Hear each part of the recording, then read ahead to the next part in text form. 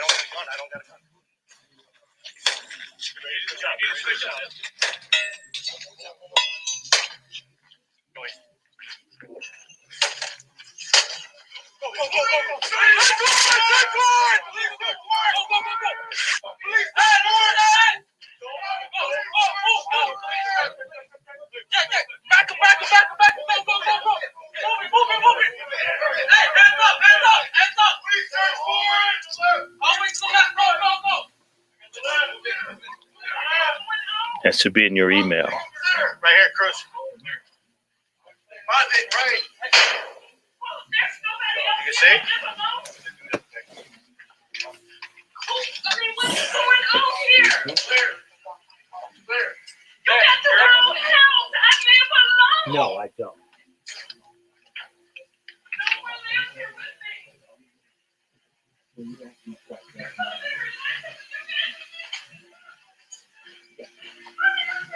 What's this bed, right? Just make sure too low, right?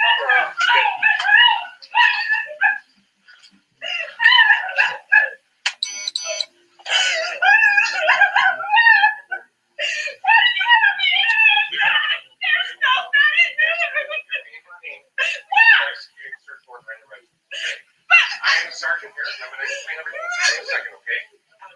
Are we all secure?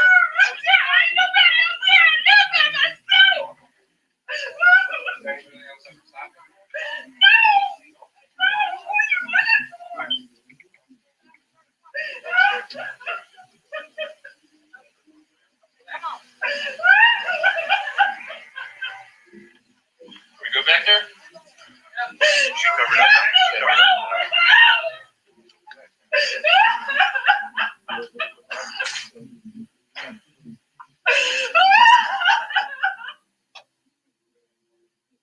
So, yeah, when you're ready, come on in. I'll be waiting. All right. Check right here. Move that over down so we can get the free photos done. That's your bag. Everything here is mine. I live by myself. Nobody else lives here. Check this, Mr. Can I please call somebody? You're telling me to relax and y'all don't tell me I'm at home like this.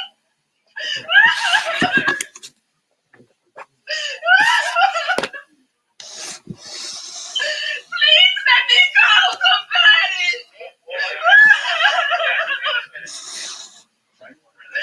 You're here to tell me what you're looking for. What are you looking for? We're getting the paperwork for you, okay? Where's the paperwork? Sergeant's getting it.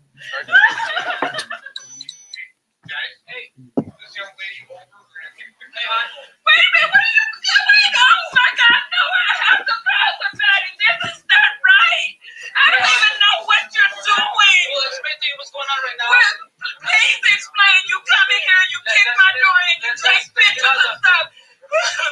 Get out of the way, and then we'll explain to you what's going on, okay, hon? I'll hold this for you, okay?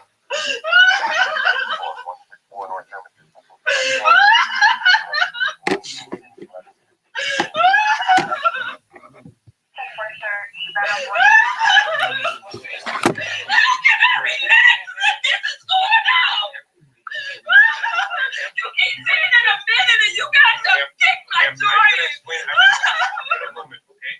You keep saying in a moment, tell me what's going on. Now how can you take photographs of my house and don't tell me what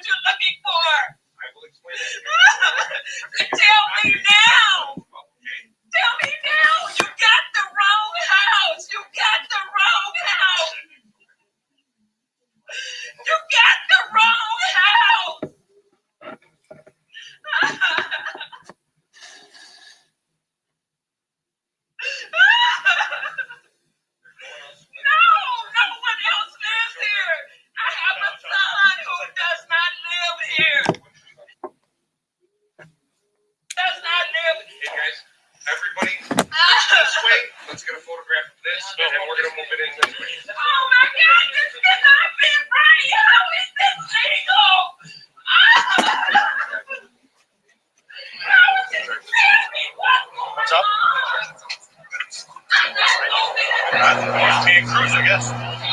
Just make sure we got all this. So he's right there. I'm not moving until you show me something. But bring it over here now. Bring it to me and let me read it. I'm not moving. I don't care. You got the wrong house. Yes. Who is you looking for? 4 years and nobody lives here but me. You don't have to shout. This is fucking ridiculous.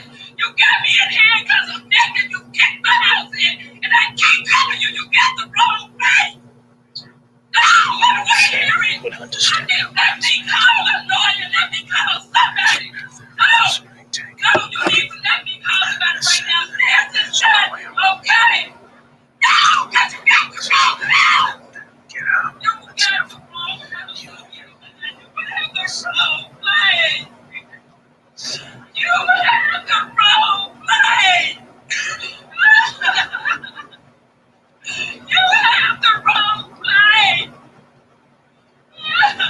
I don't care what you say. You got the wrong place. I live here by myself. You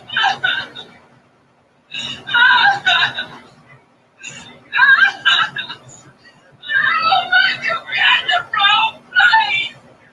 I don't care about the search for you. Got the wrong place. I keep telling you this. And they don't have to. The day You got the wrong place. shut down. This is not right. I don't want to be here by myself. Let me call somebody. This is not right. That's who you I don't want to hear what you're saying, sir. Until you let me call somebody. This is not right. I've been living here by myself. Nobody by that name lives here. You can go get every single mail in my house. You're not going to find it. And you got the wrong place. You got the wrong place. fear. You got the wrong place. Nobody by that name lives here. It's too much. I do not. I've lived here by myself ever since I moved in. You got the wrong place. I have lived here since 2015. You got the wrong place. And nobody's on this lease but me and my son. And my son is there. You got the wrong place. My son is 22. He is not here. You got the wrong place. Nobody by that name has ever been here. This is so fucking crazy. I'm standing here naked. You take pictures of my house. And you won't let me call nobody. And I keep telling you, you got the wrong place. You got the wrong place. This is so crazy. You got me in here because I'm naked. This is not right. This is not right. You can't shit here my neighbors. They will tell you I live with by myself. I'm mind a little business. I don't belong to nobody. This is not right. You can ask any of my neighbors. This is not right. This is crazy. And you won't let me call nobody. You won't let me put no clothes on. And what I'm saying is what you're doing, you got the wrong place. There's nobody here ever by that name. You got the wrong information. You got the wrong information. This is not right. This is so not right. You don't listen.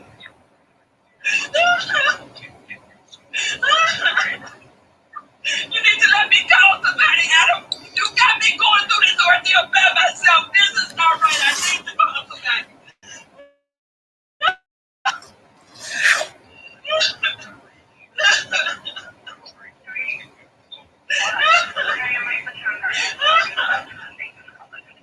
I need to call somebody. I need to call somebody that I trust. I need to call somebody. You can get all these people in my house doing whatever it is you need to do. I understand what you said. You got a legal responsibility, but I'm telling you it's wrong. I'm asking you to let me call somebody. Asking you to let me put the I'll sit here and let you do whatever you need to do. Let me call somebody. Let me call an attorney because I'm telling you this is wrong. I have nothing to do with whoever this person is you're looking for. And you can ask any of my neighbors right now. They will tell you that I'm always here by myself. Me and the dog. That's it. Nobody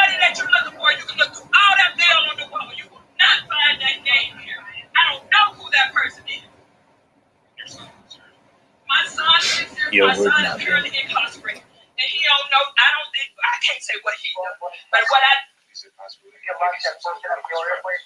because my son has not been here since I moved here. He's been incarcerated since I moved here. So I don't know who this person is. I want clothes and I want to make a phone call. I can use my own phone with it. I need to call somebody I trust. That's all I'm asking. I need to call somebody I trust and I need to put some clothes on. This is so fucking crazy. You have no clue. Cause this is I'm just oh my God, this is so crazy. Please let me put the clothes on. Please make a phone call.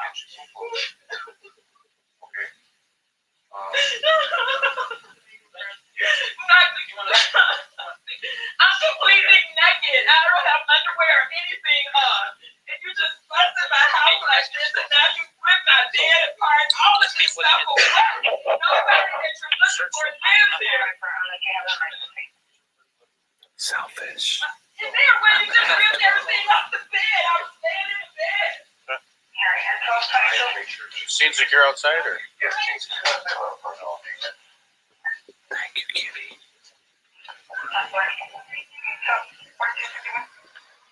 Seen secure outside. Seen. Sarge said seen secure outside. That was first. Who you gonna call? COONBUSTERS. Hello, family. I got the lights out so you can have better illumination. Who you gonna call?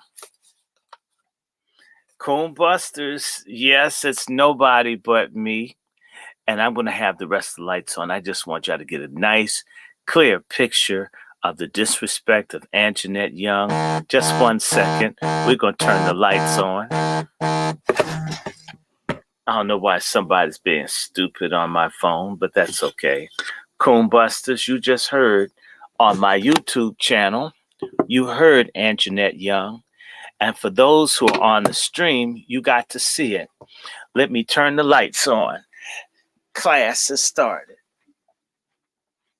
Get out the way, selfish.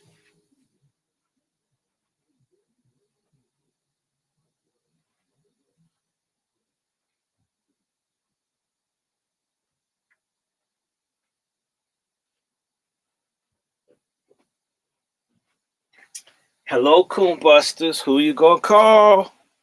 Yes, it's me, and I am back. And thank you for coming back. I am waiting for brother McKay from Chicago to join me in the COONBUSTER studios. Yes, we're gonna keep pushing it. We absolutely want to talk about Chicago. It's the largest Black community in North America, the South and West Side, the largest urban Black population in North America, and it is under assault as it has been for well over 100 years. What you were listening to was Anjanette Young, Miss Anjanette Young, the mother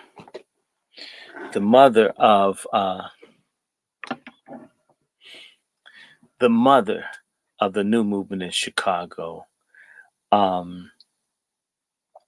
years ago, the Chicago Police Department, the same people that brought you Laquan McDonald and so many other atrocities, kicked in her door, as you saw, and arrested her nude and took her to jail nude, or at least handcuffed her nude. You didn't see her picture. She's a middle-aged social worker. She said on the video she has a son, 22 years old, who is incarcerated. But she's a woman that's pulled herself up from practically nothing to be a professional woman with her own nice place. It was spotless. The police were looking for a person who they had in custody in the Cook County incarceration system or justice system.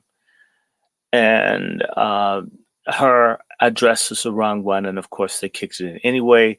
She was naked and 20 policemen, including one white woman. And I want to say to you that I stand feminism, and all white women ain't your sisters if any of them are. But most black men are your brothers, whether you think so or not. This happened 2 years ago. Mayor Rahm Emanuel knew about it. Barack Obama knows about it. Lori Lightfoot, then a prosecutor who's now mayor, knew about it. And they have other such videos of blacks who've been beaten or killed, I should say murdered by law enforcement. This is a video that managed to get out. 20 men kick in a black church mom's house, destroy her house, and take her to jail in disgrace over a wrong address, a person in custody. If you recall Breonna Taylor, the man was not there. He was in custody. She was shot 8 times naked in her home. None of the law enforcement people are prosecuted. In the case of Chicago, they're now looking at what to do. 20 men for an older black woman with no weapon, no criminal record. What was she going to do to anyone if she was able to clothe herself with 20 armed people? I want to say to you, not to encourage anyone to do anything to anyone. I'm not advocating that people be aggressive towards anyone, but the day that this stops is the day that some people go into someone's home and a bunch of policemen get mowed down. And then people will think before just going into anybody's house. Chicago has a black mayor, Lori Lightfoot, who we call LARI DYKEFOOT. She is a awful lesbian married to an unattractive and equally gay white female. They care nothing for black Chicago. And they have sat on and hidden this information as they've covered up many other atrocities committed against blacks by the Chicago Police Department. Mayor DYKEFOOT, who is such a friend of the black community, that she gave money to the Latin Kings gang to attack and kill black Americans. I'm very fierce and sharp and harsh towards many black women because this is a black woman who got the votes of black women, who gets hailed as a strong black woman. And this strong black lesbian feminist woman is able and willing to suppress information like this when a black mother, a black church mother is outraged like this. This has to be forced out before this black female cares. And when black men speak up because of this bullshit feminism in our community, you're anti-female when you go in on a rotten, rogue, degenerate like Lori Lightfoot because she's a woman. It's time for black women to start going in because we have black female mayors and persons in power who seem to preside over violence against black people, and it doesn't move them. It's happening here in Washington where the police are beginning to kill more black people, and we have a lesbian mayor too.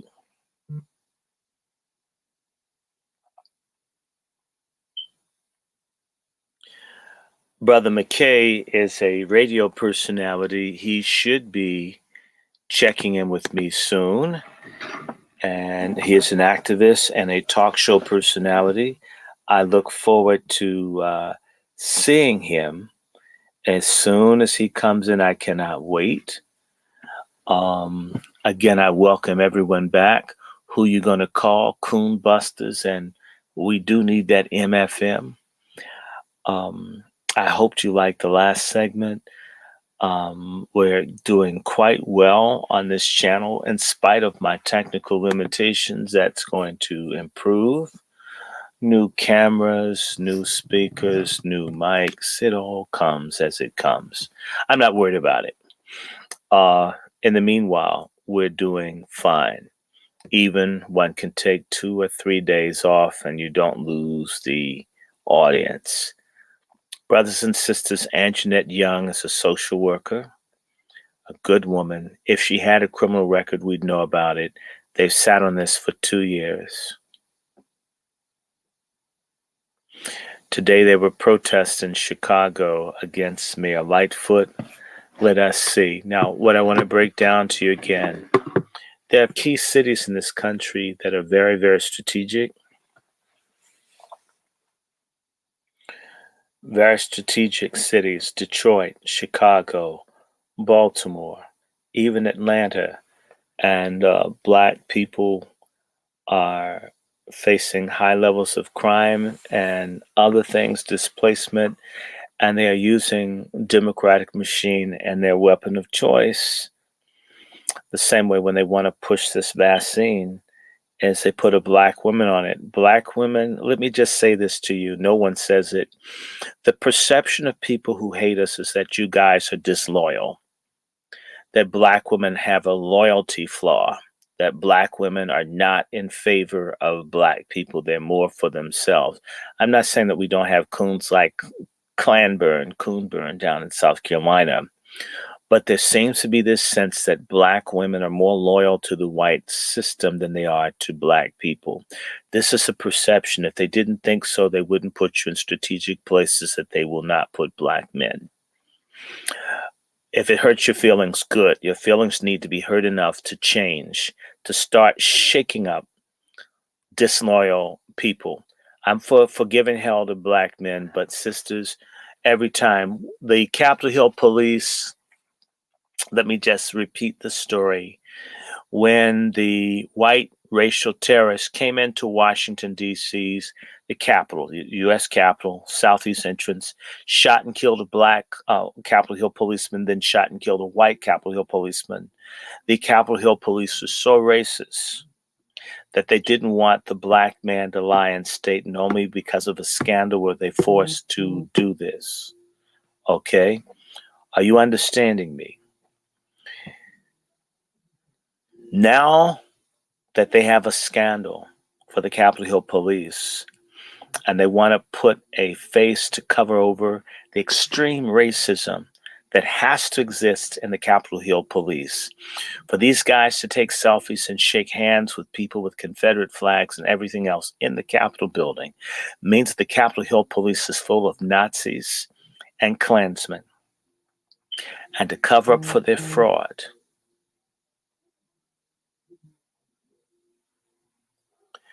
they put a Black woman in charge. And they'll just tout that everything's better because there's a Black woman in charge, as if you're a person with a vagina, you're Black, all of a sudden magically things get better. And some folks are so narcissistic and so vain and so Jezebel in their consciousness that they think it's true when they're setting this broad up because they're about to destroy the Capitol Hill police, and the face of its failure will be a Black woman. Can't tell nobody. 4,000 people have been sickened and or have died or been impaired by the COVID vaccine. The face of the person that made the COVID vaccine is a Black woman. I don't know why y'all don't see this. And most Black men are such simps, begging for sex, begging for that vagina, begging to get until they cannot tell the truth.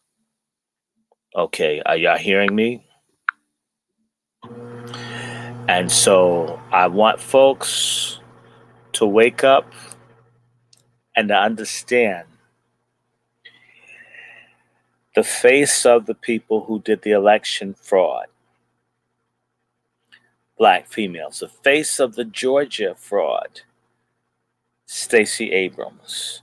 The face of impeached Trump when 10 days. Black woman. I don't understand why Black women don't see they're being put out there to be public enemies. If you were a Black man, you'd understand that. You'd start saying, wow, why are they putting them all out there? You're being put out there to be harmed. This is frightening. Wake up. Get a clue. It's dangerous. If you can't hear me in YouTube,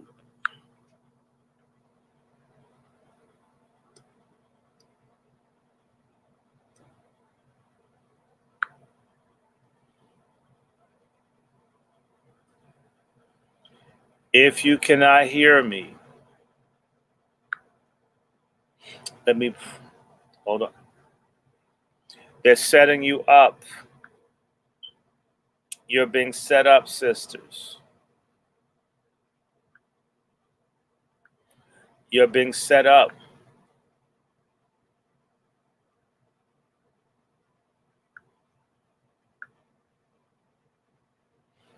Wake up.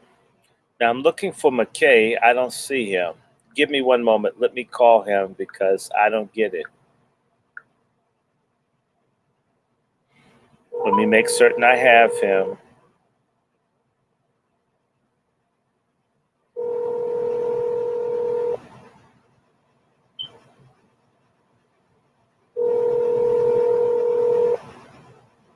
Yeah, they're messing with my YouTube. That's why I'm asking you about sound.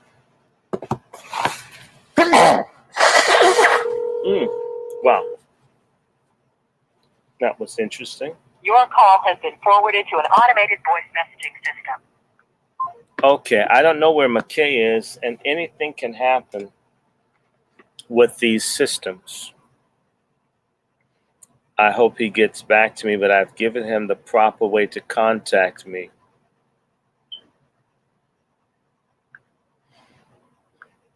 I certainly hope I hear from him because I'm ready to rip. If not, I didn't get a call from him.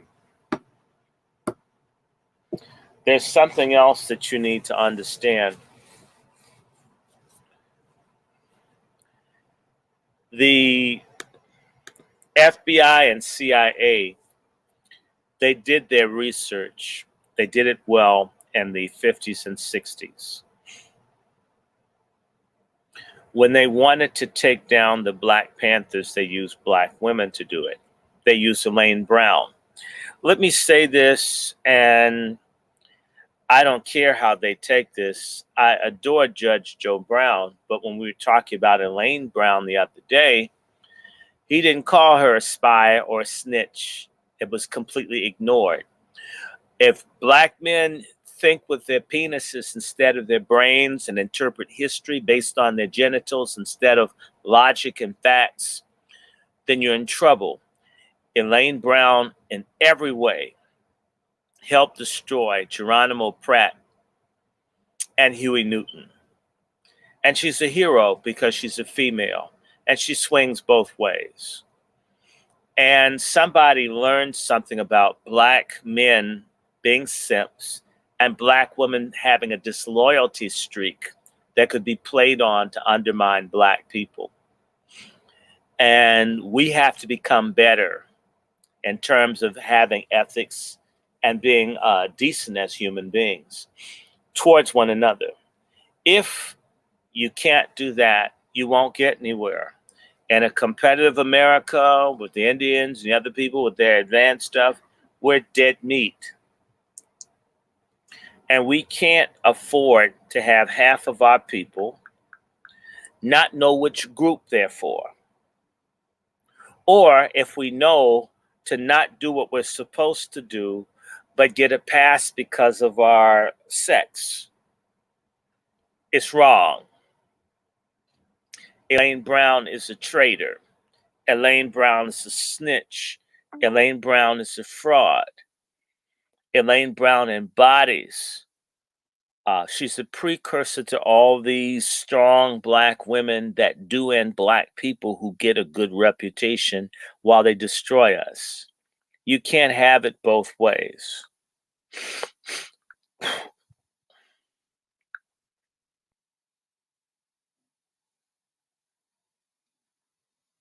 Let me see. I'm trying to get on.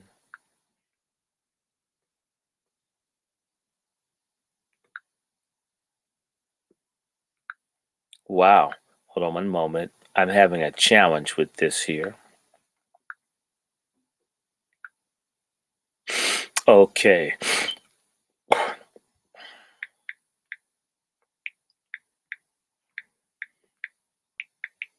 I'm going to just go ahead and do this. Now, today there was supposed to be a protest of angry black women who were tired of Lori Lightfoot's fraud. And if you heard the video of what happened to Miss Anjanette Young, a black social worker, churchwoman, a community person, that her home can be kicked in, her door kicked in, the same way Breonna Taylor's home and space is violated. And you have a black woman in the position to do what is right. Her name is Lori Lightfoot. I make fun of her because she is a disgraceful, corrupt, and wicked individual, not even from Chicago originally. Lori Lightfoot sat on this. She's in the position now, and what we men have a belly full of is hearing how if women get stuff, it'll be fairer and more righteous, and women are more honest and more forthright than men. Some women are, but not all women. Lori Lightfoot, Keisha Bottoms, Muriel Bowser here in D.C., and Lightfoot, among others, are proof that you can get a woman just as corrupt, just as confused, just as anti-black as you can get a man, and sometimes worse. I'll tell you, a man tends to catch hell for what he doesn't do what's right, unless he's really slick like Willie Brown. He has to be gifted. He can't be an open failure like Lori Lightfoot and get a pass. He can't go into a room and cry and get a pass. He's going to get called names, as he should. I'm for men getting called out when they're wrong. I'm for men getting punished when they're wrong.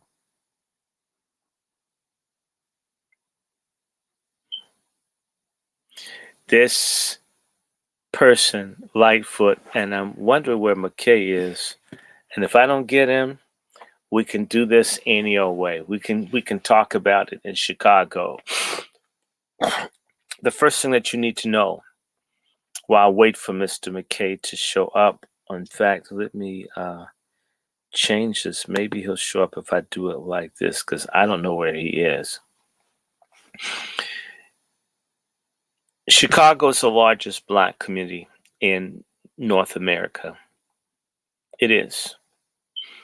Black folks have struggled there. You used to have a strong black business community, and this place has been destroyed by the same people that assassinated their first black mayor. Harold Washington was assassinated.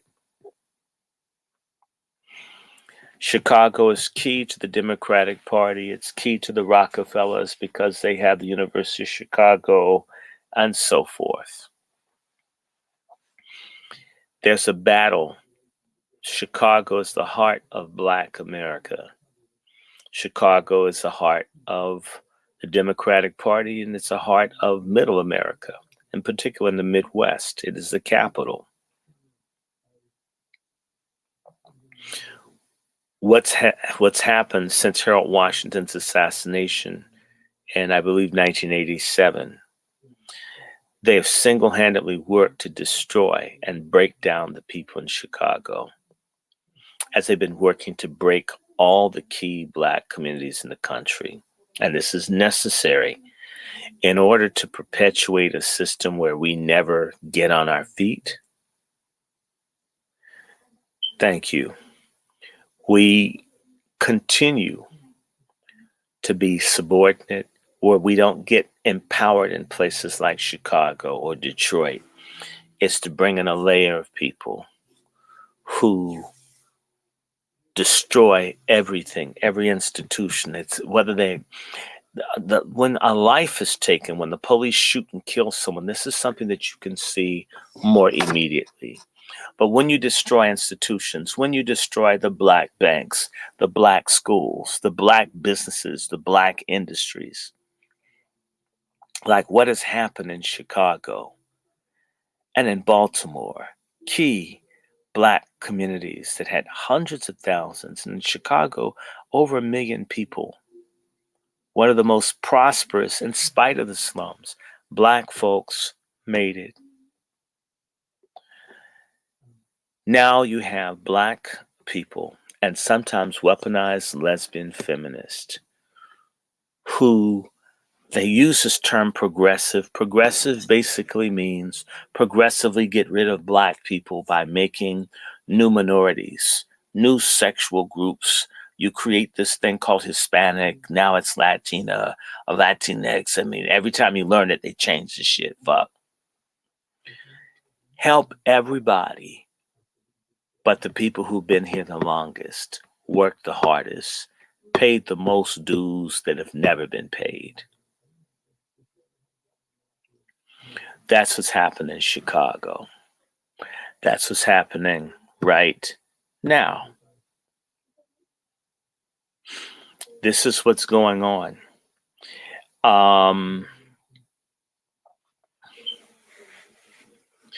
Harold Washington was assassinated. Marion Barry was driven out, framed. Anybody in Atlanta that was for black people only could be for the boule. They destroyed Baltimore, take all the money out. They destroyed Detroit. Most of the money made in the state of Maryland is made in the city of Baltimore. Most of the money made in the state of Detroit, of Michigan, is made in Detroit. Most of the money made in Illinois is made in the city of Chicago. Most of the money made in Ohio is made in Cleveland. Most of the money made in Georgia is made in Atlanta. All these centers where black people are is where most of the money is made, and the money leaves where it's made and goes to other places.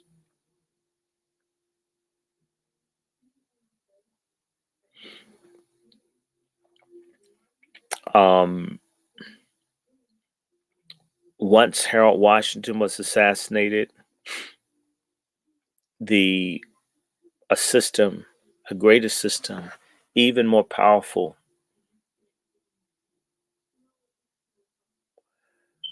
even more powerful system, where the Jews, the Irish Catholics, the other Catholics, and now increasingly the Mexicans, all against, and the other Latinos, Puerto Ricans too, are against the blacks in Chicago. And now they put this sexuality thing in there. It's quite interesting what's happening. There are some answers for Chicago.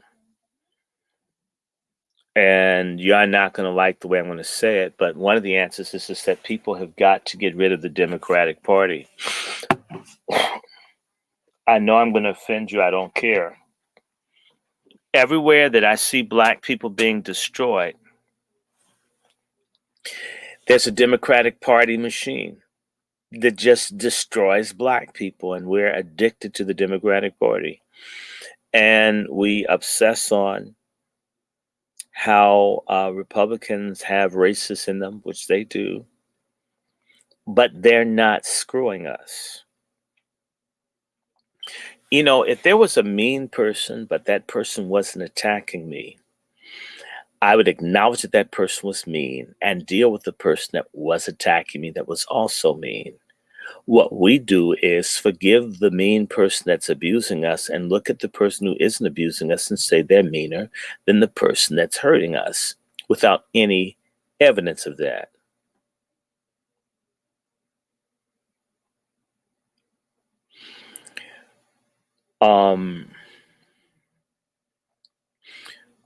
Part of what's going to make Chicago, Baltimore, Detroit is a border city on an international zone. I mean, Canada's right across the river. What's the city? I forget the name of the city right across the water, the Detroit River. Forgive me for not remembering the name of the city, but you understand what I'm saying. So now we have this struggle. Windsor, thank you, sister. Windsor, Canada. I should always remember it. I'm a big fan of Motown, and the very first prize that Diana Ross and the Supremes ever made was a music festival in Windsor. Okay. All of these cities where we are critical places that other people want. Black people have been written off as being valueless. In Chicago, the same way the people who killed Kennedy are still alive, and the people that killed Martin Luther King are still alive, the same people who killed Harold Washington are still alive. And Black people have been given a style of freedom, but not the substance. I meet people and they give me criticisms of which I don't care. I don't have this radical style, you know. We're gonna go in and kill the white people. That's all posturing. We need to get people that communicate how do people begin to think. And Black people in Chicago aren't finished yet, but they must do what Blacks in every community must do. We must go to war with the traitors. If you don't see what's happening in white America right now,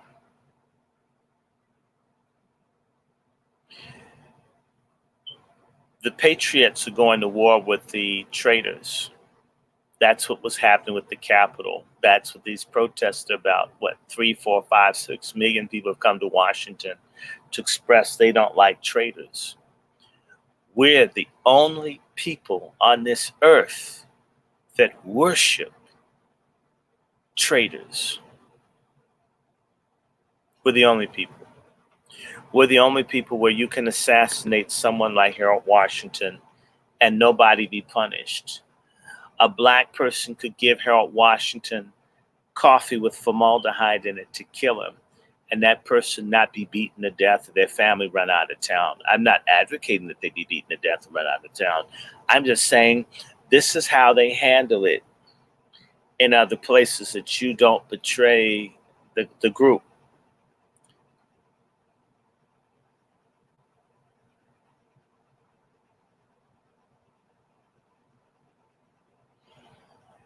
I want to remind you, Pence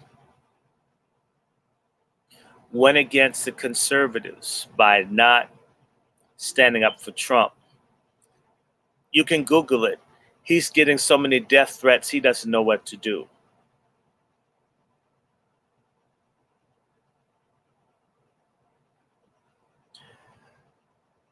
Lindsey Graham, if you saw him in the airport, these people, they could care less about his bodyguards.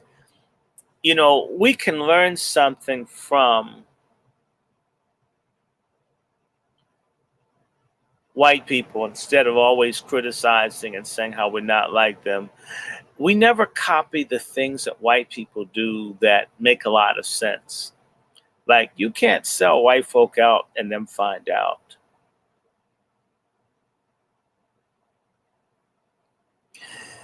You can be good.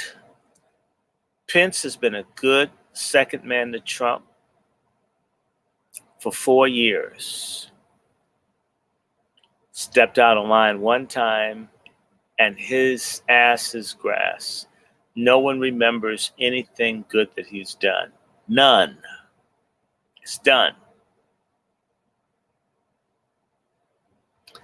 John Lewis can talk about the Edmund Pettus Bridge until he's 500 years old, and we would still remember the Edmund Pettus Bridge and betray us ever since Edmund Pettus Bridge. Why be like that, black folk?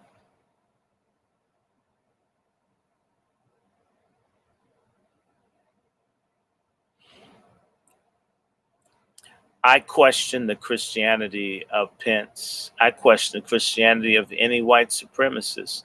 I mean, how can you? There's so much stuff. When people start talking about their religion and faith, I don't see it. All kinds of things should be happening. In fact, this country would be further along if people were in it what they professed in being. I'm going to wait on one more second on this McKay. But if I don't see him, hold on one second. I'm going to look for him one place. Give me 1 second.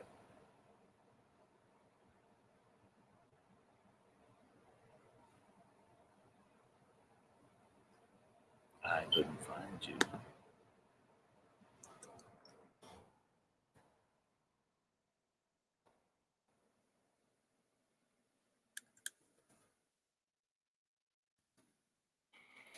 And people disappear. Let me see if I can find this guest. Where'd he go?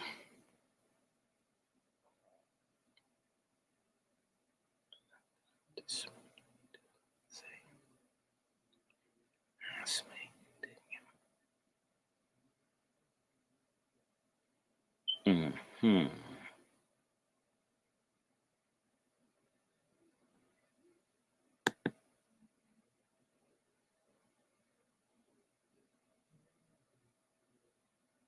Okay.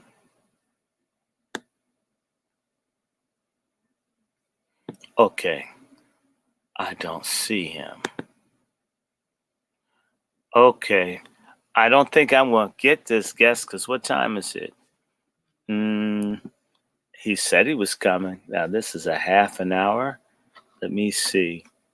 7 o'clock his time. Hold on one more time. Give me 1 second, you guys here in this room. I just want to check something.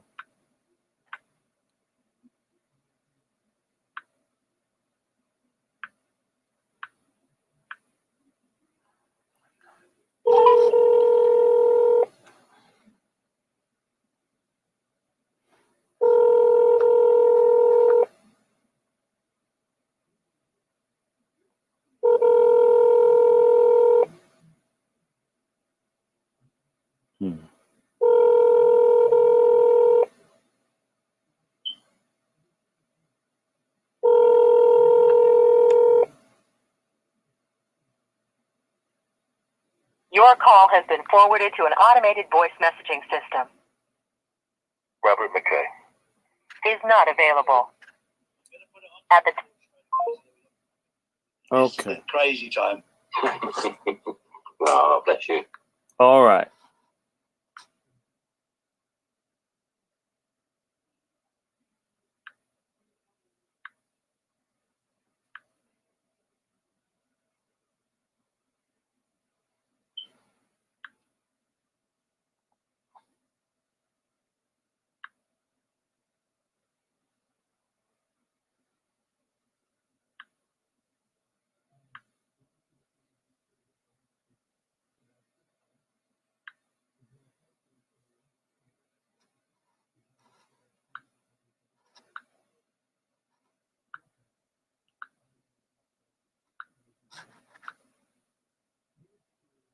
All right. I don't see him.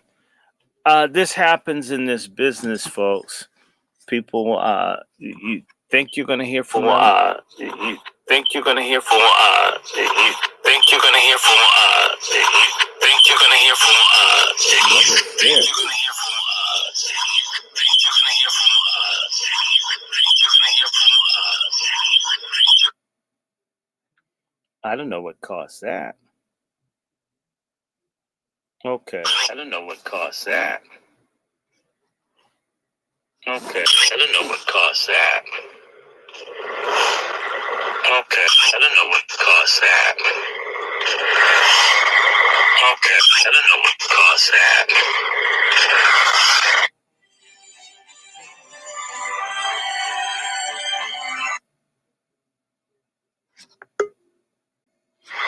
Okay, I don't know what caused that. They're messing with my phone, y'all. That's crazy. I didn't do that. How can that replay multiple times? Anyway, there's a problem with the YouTube app. There's been a problem with my YouTube app. Yeah, here's Mr. McKay. Let me add it. McKay? Yes, sir. All right. Welcome. I had some real challenges with this. Do you hear the echo? Okay. You've got. I'm trying to figure out what's going on here. Hold on 1 second.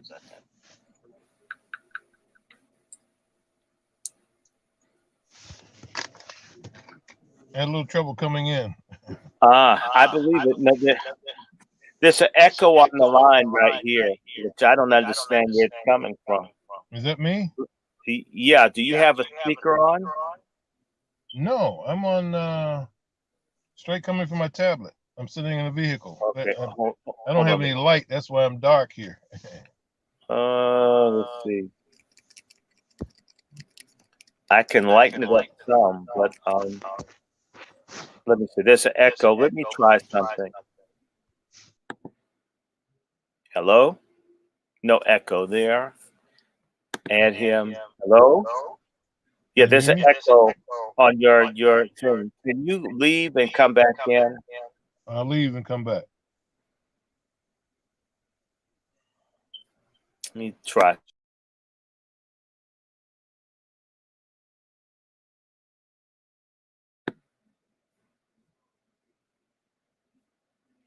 Okay. We just challenging this thing, but it's okay. We keep doing it.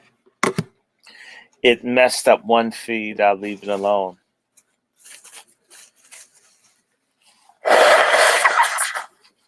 Yeah, it told me they're going to mess with your devices, folks.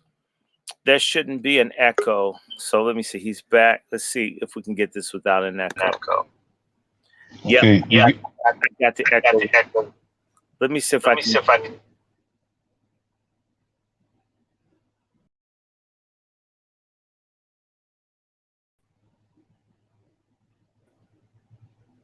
Hello? I'm here. Can you hear me? Yeah. Getting the echo? There's no one. Yeah, I have you on my tablet. So, and there's nothing else on. Let me see. My vehicle's on. Let me see if I'll turn it off. You still get the echo? Let's see. Yep, there's still in. Okay. Is that my phone goes through my through the vehicle speaker, and that's not interfering, so it's off now. Are you turning it off? I turned it off. Now I just turned it back on. Okay. Hello? Yeah. Yes. I don't that. I can still hear now. I don't understand the problem. It's only coming from me, right? It may be on my phone. Let me try.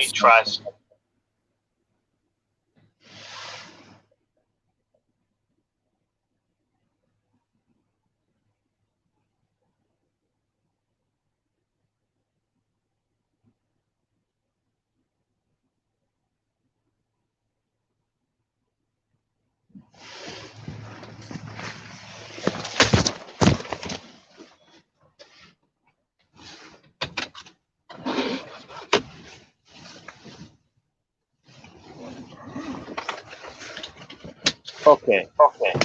It's still an echo. Wow. Still an echo. I tell you what. I'll leave and try to come back in again. No. Let's make this. I'm going to give you the floor, and I want you to talk about Chicago. You take it and run it for about 10, 12 minutes. Yeah, you're going in and out. You're going in and out on my end. Do you have a Bluetooth on? Do you have a what? A Bluetooth. I have a Bluetooth that's off. Okay. And I'm on a tablet and I'm not on the phone. I understand. Let me think. Let me ask you this. Go ahead.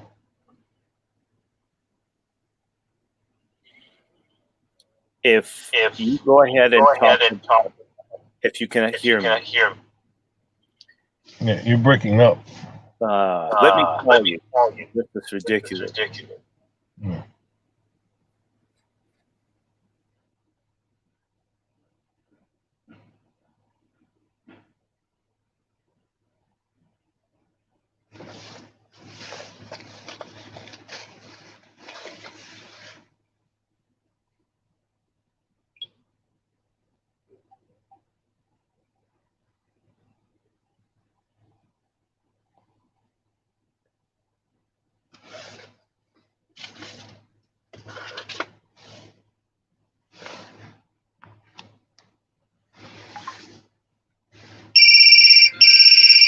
Incoming call. Press the phone button. Yes, sir. Can you hear me?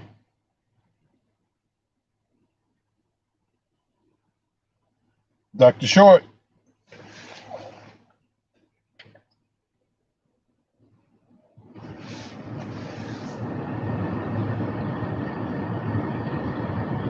Are you there?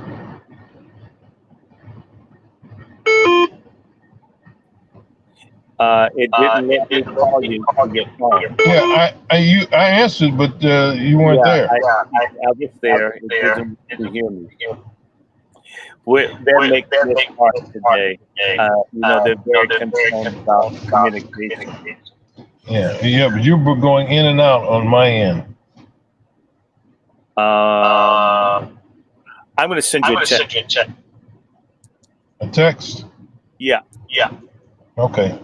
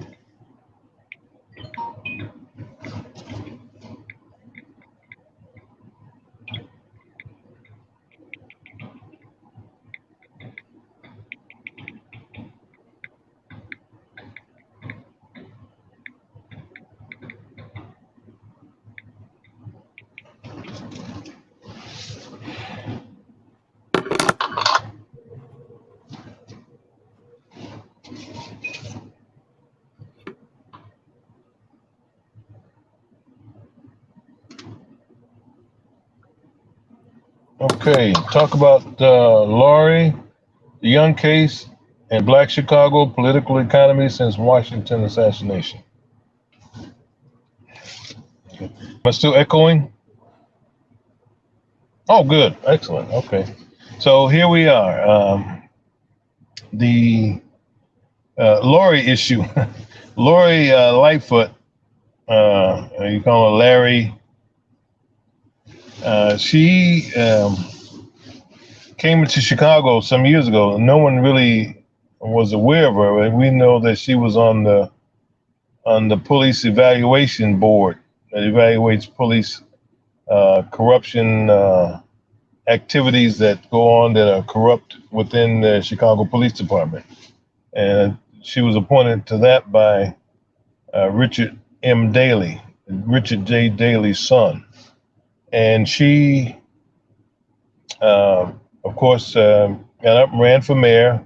There was a field of about 13 people who were in the initial campaign process as candidates, and she and Tony Preckwinkle, the Cook County Board President, who's also the Cook County Democratic chairperson, they ended up going face to face for the mayoralship. And of course, Preckwinkle's reputation is so sordid and corrupt in Chicago. People didn't want her, but she's still connected to the power structure, which is weakened now after LARI, as you refer to her, won the mayoralship. Now, Dr. Willie Wilson, who's a businessman in Chicago, owned a protective equipment, PPE equipment company, gloves, masks, and what have you. And he's also a millionaire, a multimillionaire. He escorted her because he received the majority of the votes during that multiple run campaign. He received the majority of the black votes in the city of Chicago. So he assisted her by escorting her through the wards in the black community, and she ended up getting the bulk of those votes during the runoff, and she won. And since then, she would not answer Dr. Willie Wilson's phone calls. She shut him out completely. Lori, also, there's a process in Chicago and called TIFs. That's tax incremental funding. Those are dollars that are collected through taxpayers in the state of Illinois, where blighted communities, underserved communities, and communities that are disadvantaged are given these TIF dollars to bring them up to standards or give them an even playing field. And there's a community which is under development here, does not exist. And Rahm Emanuel, before he left office, he awarded them $2.1 billion in assistance. And that money should have gone to blighted communities, as I stated. But because he was connected with corruption through these communities, and Chicago currently has 77 communities, but this newly created community would be number 78, and it's identified as the 78th. And Larry, earlier in her campaign, stated that she was against those fundings going to community number 78, and she campaigned against it. But after she won, she went in and agreed to allow them to keep those fundings, which they're not qualified for because they don't meet the standards of a blighted community. She came away from the meeting with the people who are responsible for that and agreed that they would keep the funding which Rahm Emanuel awarded to them only if they allowed Negroes to work in building this new community. And once it's over, they're not allowed to live there because of the types of rentals that exceed many of those people's income. So, and because I don't think it's federally funded, so federally funded requirements would not play into that. So, therefore, they're getting away scot-free with corruption and awarding these people these tax dollars or tax reliefs that's coming from the state and not the federal government. And therefore, they're not required to allow low-income housing in those communities, unless at some point in time they do get some federal funding in there. But at this point in time, with the TIF funds, TIFF, tax incremental funding for these communities that are blighted in the city of Chicago. They're getting away with that with Lori at the behest of Lori Lightfoot, because she could have reversed that, could have overturned it, and that didn't happen. And now the political economy, the economy in Chicago and the black community since Harold Washington's assassination, of course, we were on a road to much progress in the city of Chicago and the black community. And there were, the entire black community in Chicago was elevated, north side, west side, the south sides of the city. However, in the day Harold Washington was assassinated, poisoned, he broke ground in an area called Kenwood, Oakland, where there's public housing there, and they were moving the people out to renovate those public housing units, and they informed them that they would be the first to move back in. And 30 minutes after lifting soil from the ground with a shovel, Mayor Harold Washington was dead. And the person sitting in front of him was Alton Miller, his press secretary. So we're presuming that he had something to do with it. Either he fed Harold the coffee cocktail, because we understand that the moment that he called for assistance, someone went into Harold's office and poured the contents of that coffee pot out of the window at City Hall. And from that point on, the community began to be, well, of course, I'm sure it was around the world where Chicago was divided, including in the black community, because they had puppets, and the puppeteers were fast at work, because those who realized that Harold would not be around, they were fast. They perhaps had their agenda already set in place to do what they were going to do. They put Eugene Sawyer in temporarily, and he lasted until Richard M. Daley ran in the regular election and beat Sawyer. But and we blame Harold for having Daley in position to do that, because Daley was state's attorney. Well, he put him on a ticket to run as state's attorney, and Harold called it the ticket made in heaven, not realizing because Daley was roadkill. He had no political clout in the city of Chicago at that time. And because there was so much energy behind getting to ensure that there would never be another black mayor in the city of Chicago, they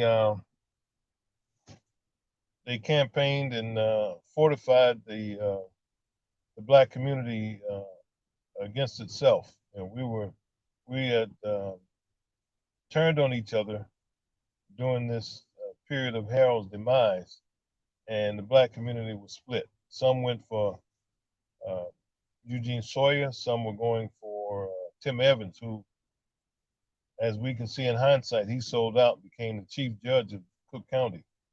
So he took his 13 pieces of silver and moved on down the road. And he's chief judge today in the city of Chicago, along with, and of course, the fact that we have this political confusion going on. We had two black women running for mayor at the same time, and that's because the entire Chicago is divided, split, and they're rapidly gentrifying Chicago, the black community. Because at one point in time, Chicago was 41%. The black community in Chicago was 41%. Now it's somewhere 29 or 30%, because people who lived in public housing in the city of Chicago were the public housing, the Chicago Housing Authority was deemed the second largest city with this population in the state of Illinois. There were more people living in public housing in Chicago than Rockford, Illinois at that time, which at that time was the second largest city in the state of Illinois. Now it's Aurora. and the population in public housing has been diminished. They sent those people with vouchers to the suburbs. They sent them out to other cities in Illinois and to other states. Some went to Iowa. You have people from Chicago moved to Minnesota, Wisconsin. So they realized the political force of a community, of the black community, so is being dissolved into oblivion at this point in time. So, I've gone over just kind of glossed over some of the issues that you asked me to speak on, but the political structure in Chicago is in the black community is very weakened. It's not viable for our community. We have so many people moving in different thought directions.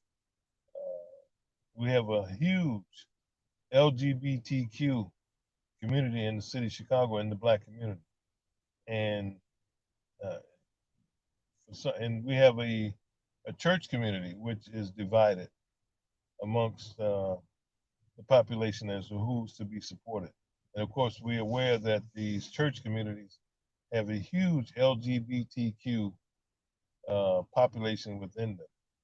So, and as you and I discussed, Randy, Trinity Church, where Barack Obama came out of, and uh, Jeremiah Wright was the pastor. Uh, that church is still maintaining its identification with the LGBT community. So, until we recognize, and it appears that the communities and the black community in the city of Chicago is not going to recognize the dangers that lurk out there against our community to make the proper corrections, that we will be dissolved out of the city of Chicago at this point in time. I'm sure the same thing is going on in other cities in this country, but primarily here, and we like to think local, because Harold used to say all politics is local. So we're not focused on how we can maintain our standing in the city of Chicago. Because jobs have been eliminated from the city through the gentrification process, through the NAFTA program that was implemented while Clinton was in office. I've been fighting for the past 2 years on getting the trades back in the public schools here in the city of Chicago, because the trades programs were turning out people who were apprentice, who could move into skilled labor and become journeymen in a few years, but they decided that they did not want that. My alma mater, Dunbar Vocational High School, the students from all of the shops participated in building a house in 1971 through 73 that was a jewel, Chicago-style bungalow. People were coming from around the country to see this house the students at Dunbar had built, and I'll send you a copy of it, because it ended up in Ebony magazine, July 1973 issue, and on page 80, it was titled "A House Grows at Dunbar." The People's Gas Company here in Chicago supplied the appliances for that house. The central air conditioning unit, the refrigerator, stove, water heater, gas dryer, and washer to outfit this house with that. And they declared that they would assist the students in with the skills in maintaining their house. They allowed that house to deteriorate and had to be demolished, like maybe 20 years later, because they didn't want those kinds of skills or knowledge, information coming from the black community. So they allowed it to be destroyed. I did get a copy of the Ebony magazine, the July 1973 issue, that shows that. And I also have a video of the house once it became and during its deteriorated state, a teacher from a different school went by and videoed the house. It was overgrown with weeds and trees inside the school's courtyard because they did not want this information to be dispersed in our community of what skills that could be utilized to maintain viable jobs throughout our school system in the city of Chicago.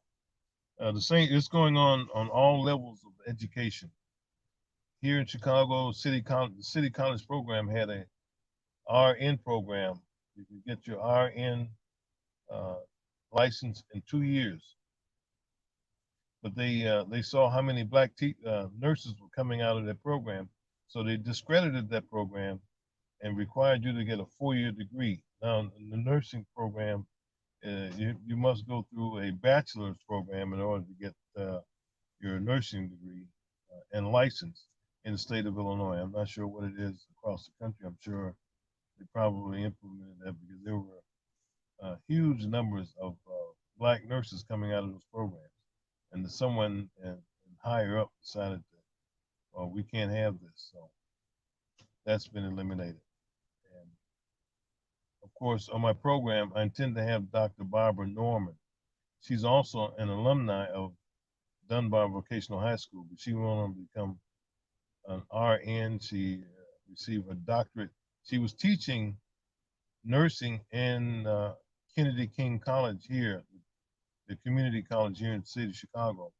And they discredited, I told her that they pointed out that the nursing programs were discredited. And she said that that's not true, it's a lie. So I'm gonna bring her on at some point in the future, in the near future, so she can explain what happened with the nursing program, the city college curriculum, so we can address that, and perhaps we can bring those programs back under the requirements in which they left with. They were doing fine, becoming RNs through the 2-year program, and they had exceeded the requirements because they were working 2 years before these other nurses came out from a 4-year program, and they were putting them in hospitals, and they were actually teaching nurses who had the bachelor's degree, which they had associate's degree. They were teaching these nurses and orientating them and setting up once they came out of their 4-year school. So the city of Chicago, the black community in the city of Chicago's economic status is dwindled greatly since then. The jobs that were here have been sent overseas or eliminated through bankruptcy. The people who would support these jobs do not have jobs. They do not have an income that would support the job. So here again, it is a systematic disruption of the black community here in the city of Chicago. And we find that Lori Lightfoot, Larry, as you put it, Dykefoot. participated in that. Dykefoot, right. So we, and currently the healthcare also, Cook County was chartered as a charity care healthcare system in 1917. While Todd Stroger, the son of the former county board president, John Stroger became ill midterm, and he became ill, and his son was put in his position. His son was one of 2 elected officials in the city, in the country, who had a balanced budget in their administrations. And he wanted to maintain this balanced budget. He wanted to add a penny tax to the tax system in the city of Chicago. In Cook County, which includes the city of Chicago. There were 3 county commissioners who cooked up a scheme that if Todd Stroger would agree to bring in an independent health and hospital systems board, they would support the penny tax, which he agreed to support the board coming in. And when the board came online, they began to eliminate jobs. They started to privatize. They began privatizing the processing in the healthcare system here in Cook County. They began to eliminate jobs. Once these people who were working in, for example, patient accounting in the hospitals, these people would learn their jobs and then take their jobs over and send them off or lay them off. And this went on to now where the county's healthcare system is almost turned over. I appeared before the county board year before last in November of 2019, and because I attended this board meeting, the independent board meeting, and showed where the budget they were submitting was comparing for-profit healthcare hospital systems to charity care. They said the county was losing money because of charity care, which is not true. The county was chartered for charity care. So they, and I spoke on that, and then they showed it on one of the local television stations here for 3 days while I was at the county board meeting. And about 2 months later, they fired the budget director, a Nigerian guy who came here, and they let him go. And then the doctor who headed up that board, they released him. But they're still continuing to do the same corrupted practices that they are following, or they were following at that time. So we're here looking at the county healthcare system being eliminated because they serve primarily the Black community here in the city of Chicago, and they're crippling that process, so you do not get the health care. Providence Hospital, which is named for, was rebuilt, and the county took it over, but it was a hospital where the first open heart surgery occurred here in the city of Chicago. In fact, in the country, Dr. Charles Drew with the blood plasma came out of Providence Hospital. So the Providence Hospital went bankrupt somewhere around 1987. It was dormant for about 5 years, and the county purchased a building under the direction of John Stroger, and it reopened in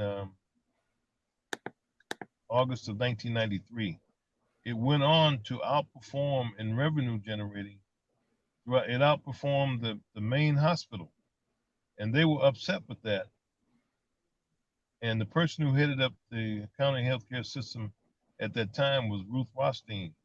She instructed the doctors at Providence to stop billing the patients because they were making the main hospital look bad. So they were piling up cases of unprocessed bills in an empty room at the hospital, at Providence Hospital. And that was exposed. They brought the media in. The media exposed that these people were not processing bills. And although they were doing that, they were still bringing in more revenue. For some reason, the people over at the main hospital were not processing bills properly through the state to get payment, because Providence was bringing in annually in excess of $68 million. May I ask you a question? Go ahead. Which political party runs the city of Chicago? Democrats. Has there been a Republican mayor in the last 50 years? No. 75 years?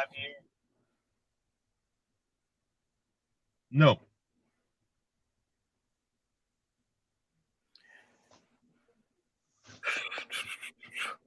Are most of the people that are appointed Democrats in the city of Chicago? Yes, we had one. They're primarily Democrats. There was one county commissioner who was Republican. What's his name? He lost he was elected out of his seat. He ran for county board president, and he lost that to John Stroger. So Okay. no. This is the thing that is interesting to me. Would you say that almost all black folks in Chicago are Democrats? No, you said. Did you say almost all? Most, the majority, at least. Oh yes, yes. Most of the majority of Democrats. Yes.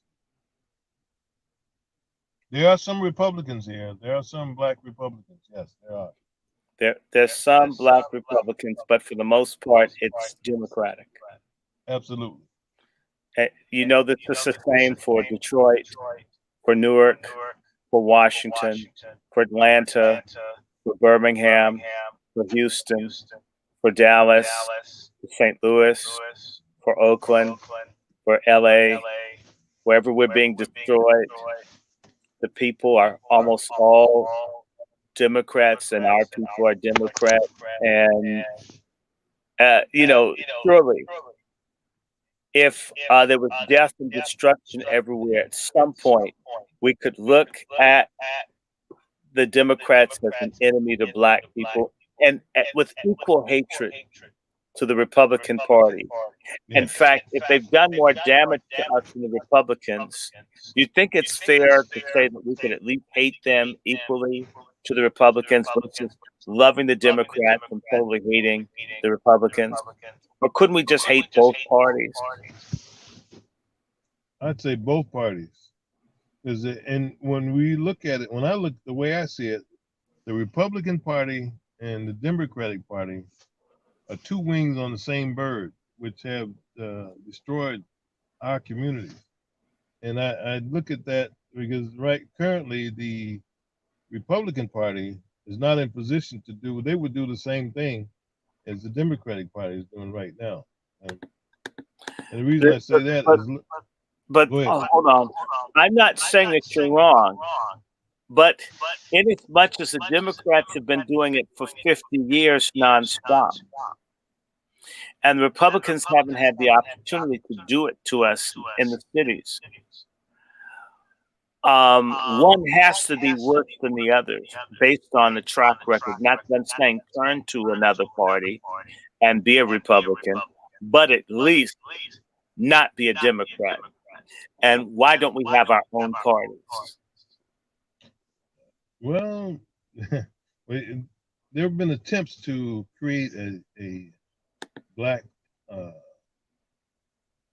political party in the city of Chicago. At one point, we had the Harold Washington Party. And who destroyed it?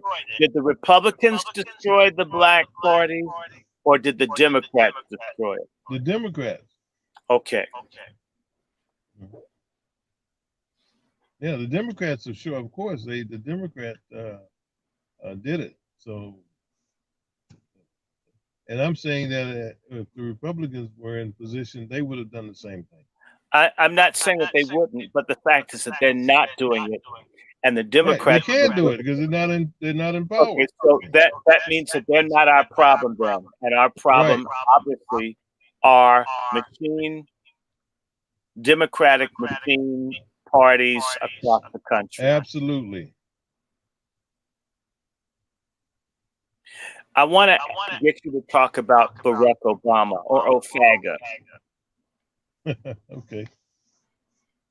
Well, you know, the OFAGA, there was a peace summit in Kansas City, you know, because he came to Chicago and no one really knew where he came from. You know, he just popped up on the scene, you know, saying that, but he was out in a public housing development way far south side called Allgale Gardens. Allgale, I believe, was governor of Illinois at one point. But the Allgale Gardens had some issues, environmental issues going on out there, and Obama allegedly claimed that he worked with Allgale Gardens in resolving those issues. And he would show up at a political forum. There was a weekly forum held at Northeastern Illinois University Annex building located on the south side of Chicago. although the main campus is way up in the northwest side. But he would show up at the meeting, and that's where they would vet political candidates. And he was sponsored by a former state senator, Emil Jones. Emil Jones kind of spoon-fed. And Obama betrayed him. He stabbed him in the back, like he stabbed all black people in the back.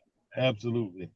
Now, there was in this peace summit in Kansas City, which was held, I think, in 1991, 93. I forgot the year. I have to get those dates corrected. But he showed up at the peace summit where former gang members and community grassroots people were there in Kansas City. He came there, and he only stayed long enough to gather information, and he left. He claimed he had to leave because his mother was ill. So which was over in Kansas. So he stayed there, gathered intelligence, and left. And that was the last they saw him. He hadn't attended another summit since then. And then he identified himself as a community organizer. And the only president or former president who I see as an effective community organizer was Jimmy Carter. He continued to do what he said he would do with Habitat for Humanity and other organizations and efforts that he's put out there. So Obama. I can't hear you. I'm not on mute, am I? Just speak louder. Oh, I'm sorry. Let me get it closer to me then. Yeah, Obama established himself through Emil Jones, as we stated earlier, and then he betrayed Emil Jones by not supporting Emil Jones or any efforts in the black community, because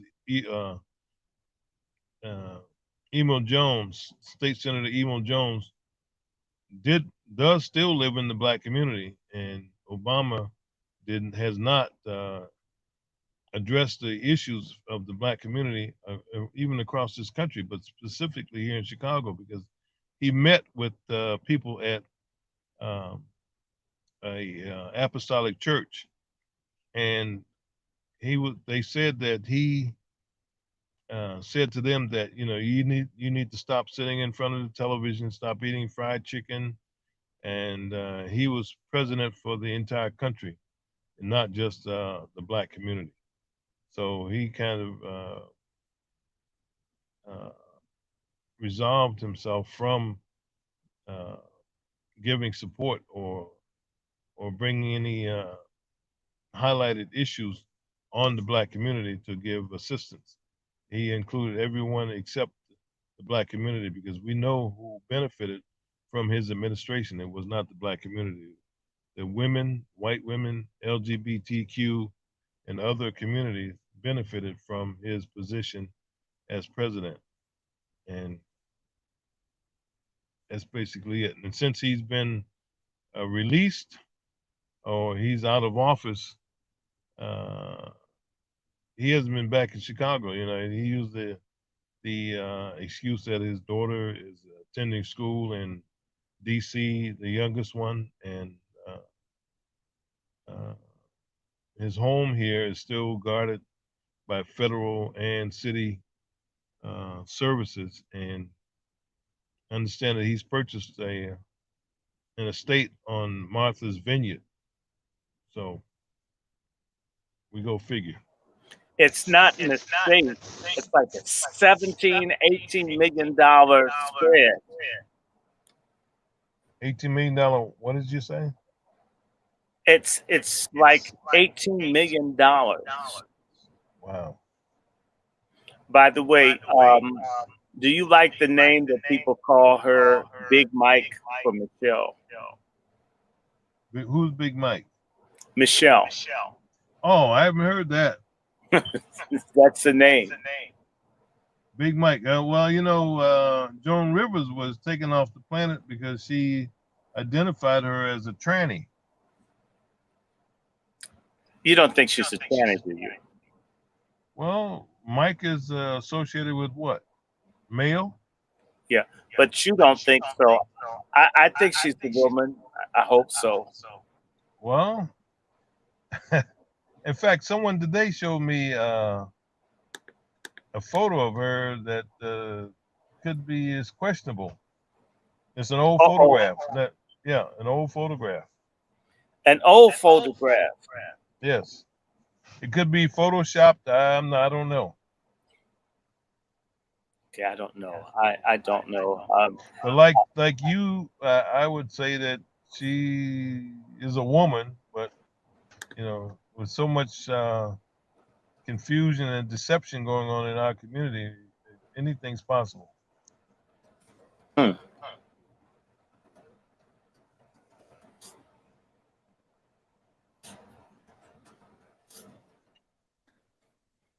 So the black community in Chicago is confused, distracted, with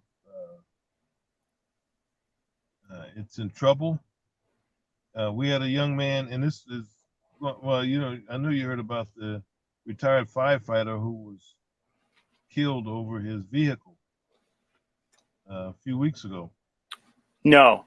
Yeah, there's a trend now where people are going a fad where people are going after these cars that identified as Hemis, the Jeeps and the Dodge Chargers and Challengers have these Hemi engines in them, and I'm sure someone has seen these vehicles outrun the police, and they're stealing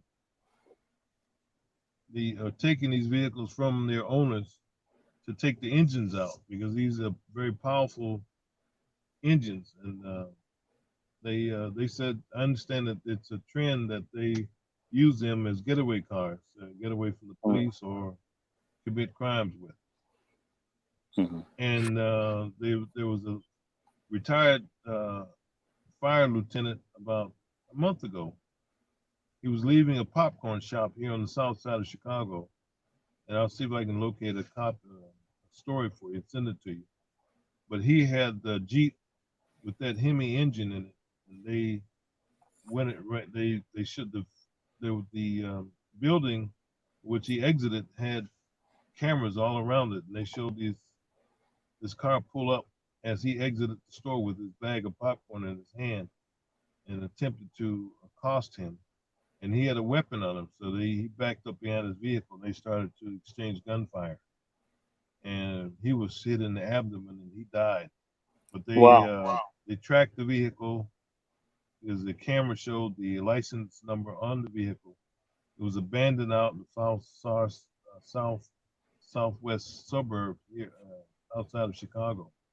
But they did track those people down, and they showed one who, when the retired guy was firing back at them, or one of them, he ran out of his shoe, left the shoe on the pavement, and they jumped in the vehicle and took off.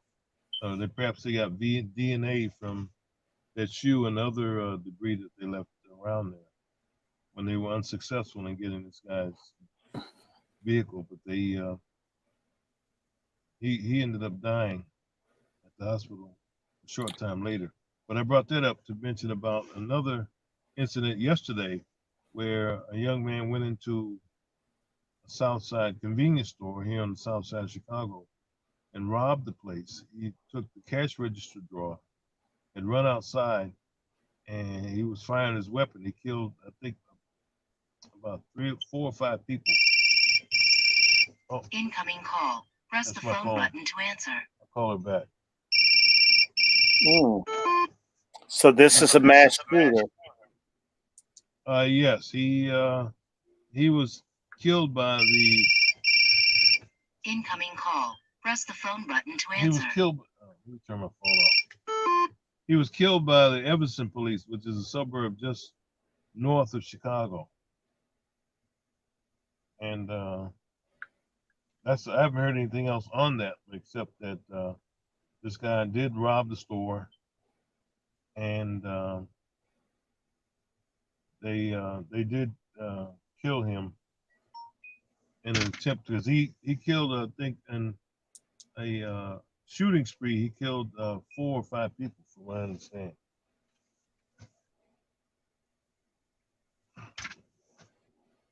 And that's going on every day. I mean, not only, and then many of the shootings where they said they're gang related, some of these shootings have the evidence of a trained sniper or sharpshooter shooting people through windows and shooting girls in the head. Those are not gang related, but you have a single shot going through a window and shooting a person in the head. That is not a gang member. That's someone who's out to create confusion and disruption in your community. I want to read something to you.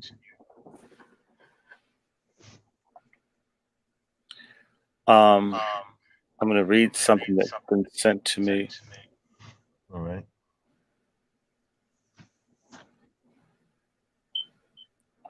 For everybody listening. One of my friends has an associate that works in the White House. President Trump can arrest and imprison all state and federal judges who have granted aid or comfort to the insurrectionists by, for example, releasing them without charge after they were arrested for participating in riot or assaulting law enforcement officers. This means also funded district attorneys and anti-American judges who support the insurrection can now be arrested and removed from office in one swoop.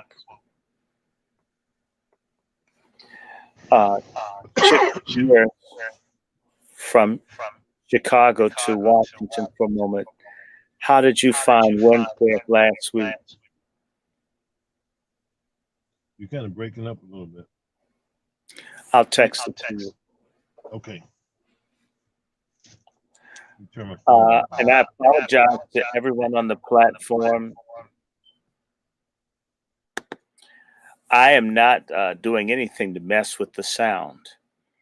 They literally took out the app for my YouTube on my phone. If you heard it, the recording. So there's a lot going on. You need to understand, everyone here listening, that I shot video, as did other people, of what happened at the Capitol. So people might be interested in what's in my phone. There may be something in my phone that's evidentiary. I don't know. I'm not saying it is, but it could be. I absolutely did get video of the guy with the Confederate flag. I think I did. At least I thought I attempted to before anyone else did. So if they're messing with phones and stuff, understand it is not our desire to give you bad sound quality. I'm going to text this brother and bring him back in and let him talk. Thank you for bearing with me. What can I do about this? I do want people to understand that there's going to be some kind of reaction from President Trump to the deep state, and it might be very aggressive and brutal. Don't be surprised. There may be some shooting. There might be. They've let the troops out. They're here in D.C. I ain't trying to see them, but I do want y'all to know it's going down.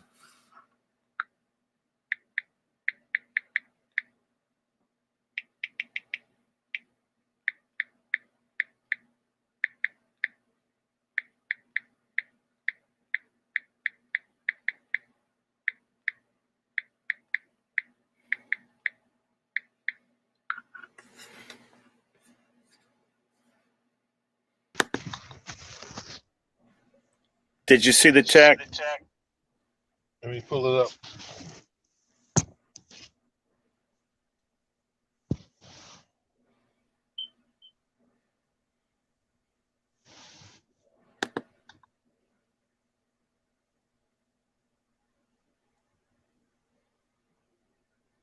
I turned my phone off. I'm waiting for it to load up. Okay.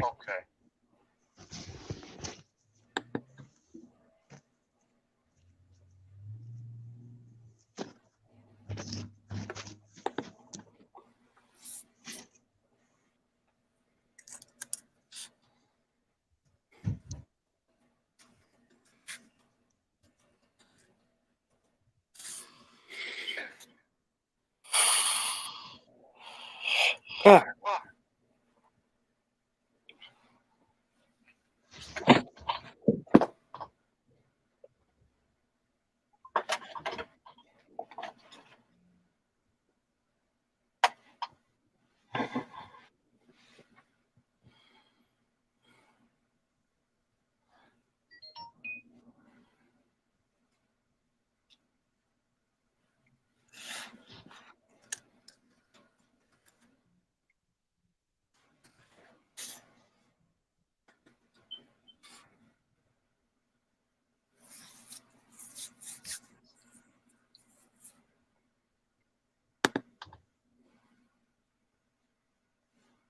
Oh, please discuss my thoughts on Trump. I sent you some others. I don't know if you can see them. Yeah, so far that's the only one that's come through. What? Oh, I'm sorry. Here's another one. Discuss Obama, Ofaga, and his betrayal of Black Chicago, Rahm Emanuel, and Homo Mafia. Well, as I stated, that I think I gave you what I'm aware of on Ofaga, that he, how he came into prominence here in the city of Chicago through State Senator Emil Jones. Are you familiar with that name?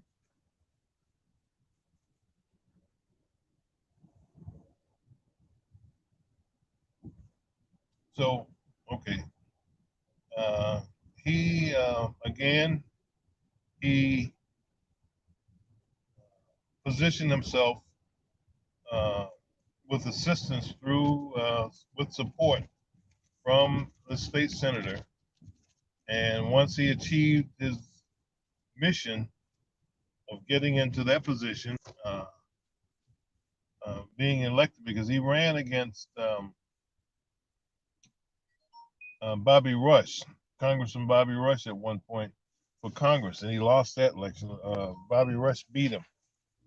So he moved on to, I'm not sure which came first, the position in the state Senate or his run for Congress, but he did lose to Bobby Rush for the congressional seat in the 2nd district of the city of Chicago, of Illinois. So, and again, Rahm Emanuel, get over to him. Rahm Emanuel came to Chicago because I understand that Mike, as you pointed out, was displeased with Rahm Emanuel in Congress or in Washington, because I think he was a White House official under Obama. He was chief of staff. He was probably getting more than she was. Ouch. Okay, probably, but perhaps there was a jealousy streak that came on because of that. Well, I mean, she can't go to the male gay bathhouse with him like Rom could. You know about Man's Country. They went to the same gay bathhouse. Yes. Okay, Could you repeat that? So I want them to hear that, so it's not just me. People think I'm crazy. No, you're not crazy. I mean, but you have so many people who are afraid to express the truth. You know, because you find that many people who come out with the truth or take a position, they get flagged or, if not, eliminated from the scene. And that's a common practice in Chicago, and I'm sure New York. But Chicago last year, the University of Illinois did a study and they did some research and discovered that compared to all of the other cities in the country and the states in the country, it was determined that Illinois was the number 3 corrupt state in the country, and Chicago was the number 1 corrupt city in this country. And no one really addresses that. I mean, it's out there, and I'll send you that report. So it shows where something should be done about that. I just picked up an article today where Chicago was under a consent decree from this attorney who filed a lawsuit against the city of Chicago named Michael Shackman. And we were under the Shackman consent decree. And I picked up an old paper today from September, and Shackman was saying that the Cook County should have a federal monitor. But prior to Daley leaving office in 2010, he attempted to have the Shackman consent decree removed from the city of Chicago because they were monitoring corrupt hiring, promotions in the city of Chicago. And the federal government said that the city was not compliant with the Shackman consent decree. So they left that consent decree on the city because they had not complied with the standards set forth in that consent decree. And once Rahm Emanuel became mayor in 2011 up to 2016, I believe, that's when, because he has his connections in the federal government, the Shackman consent decree was removed from the city of Chicago. And Michael Shackman himself, I read this opinion in the Chicago Sun-Times here. He stated that the county should be under a federal monitor because of the potential corruption. But he doesn't say anything about the fact that Chicago is the number 1 corrupt city in the country, and Illinois is the number 3 corrupt state in the country. And I tend to address that on my broadcast, perhaps in the next 3 weeks. But that is Rahm Emanuel, city of Chicago, county of Crook. I call it Crook County because of the corruption that continues to go on. When the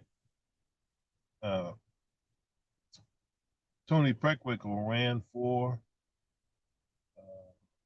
county board presidential seat, she castigated the penny tax that Todd Stroger had added on to keep the county's budget balanced. Preckwinkle, isn't she an old butch that likes young black girls and Lori likes white girls? That's what I hear.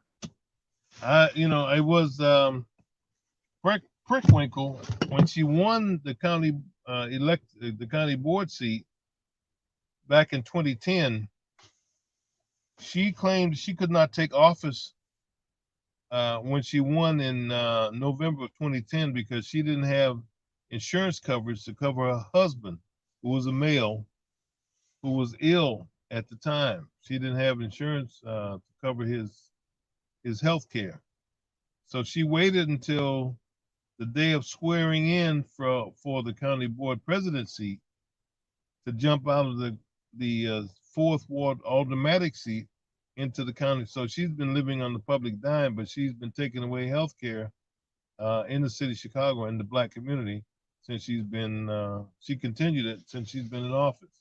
And she takes pride in that, saying that it's saving the county money. And it was not her idea, but she's picked up the mantle or the baton, and she's still running with it.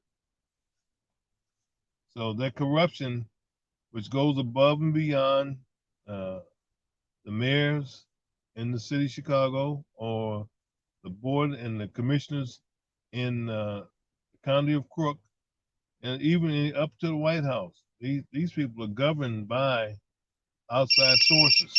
Oh, there goes my phone again. Press the phone button to answer. So Incoming call. Press the phone button to answer. So we find that with all of this going Incoming on, call. Press the phone button to answer. with all this going on, and the evidence is there, and it's out in the press, it's in the news, but few people seem to raise any questions about it, any concerns about it. It just moves on as though, this is a regular, normal routine in the city of Chicago, in the county of Crook, including the state of Illinois.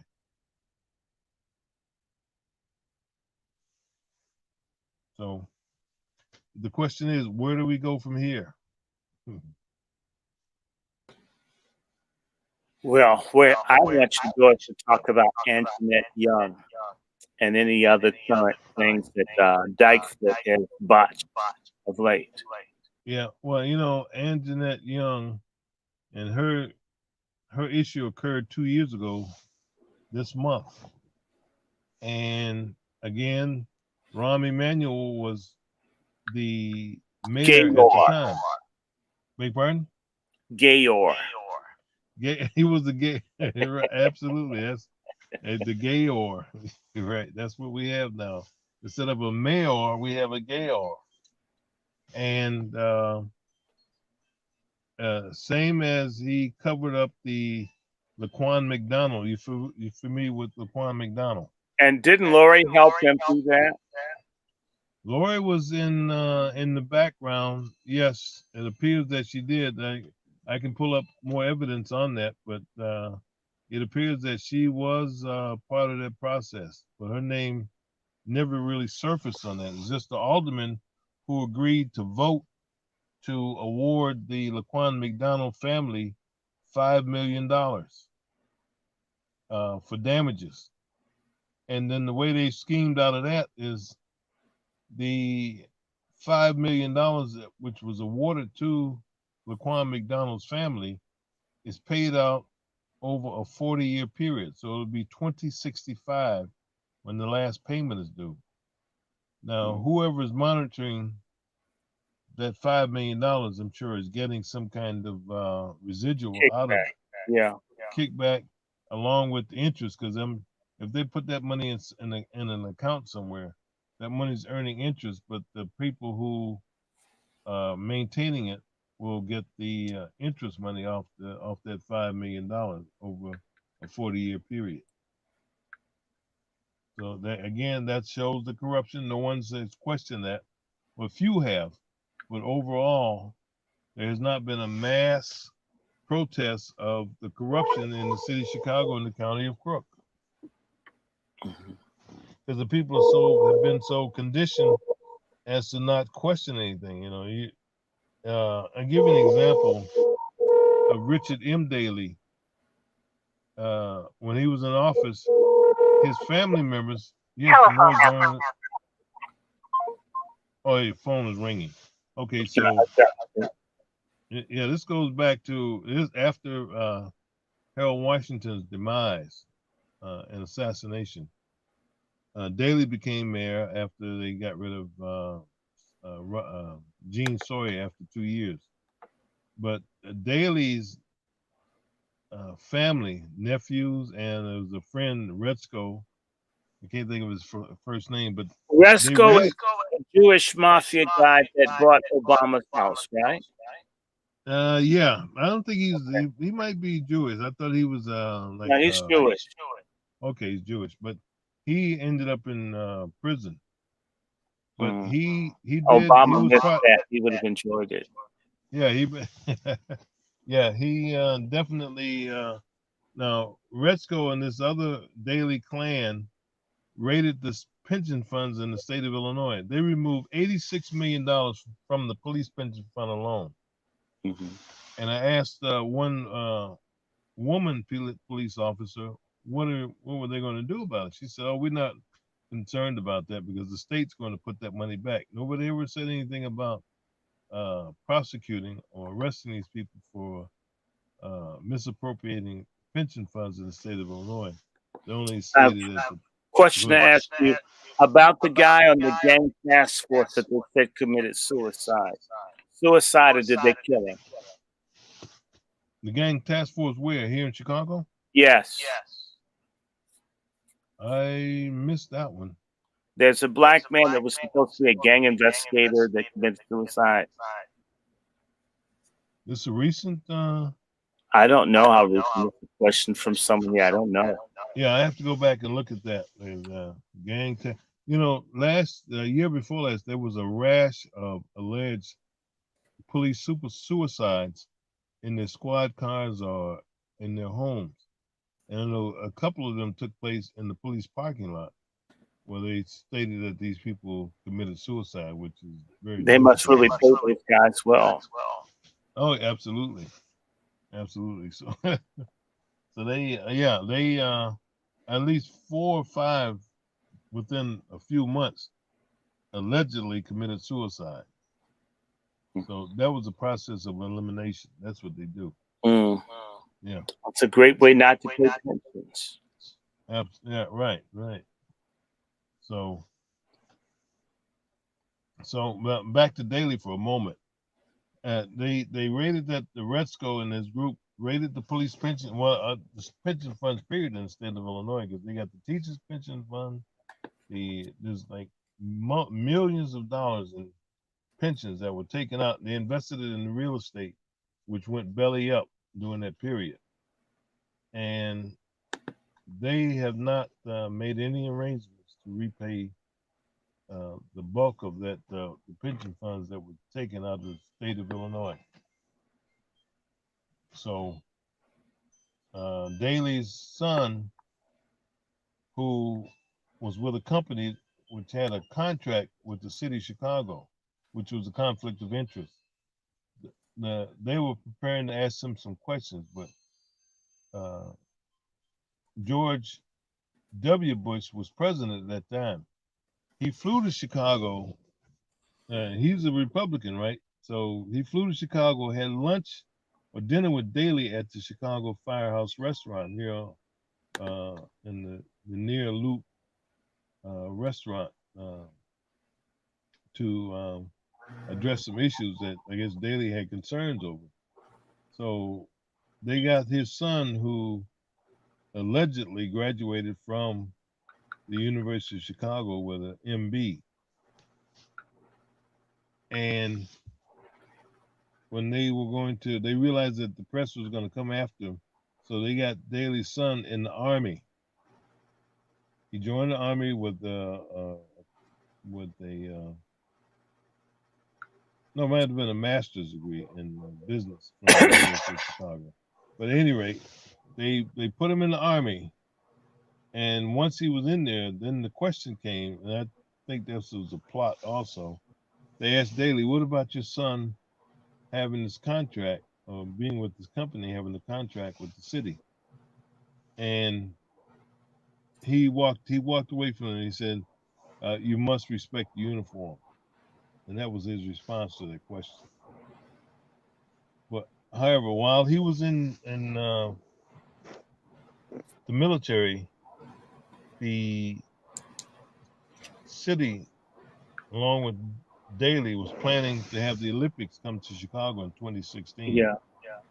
They put in. They submitted. And you guys messed that up. The black folks protested and ruined their thing.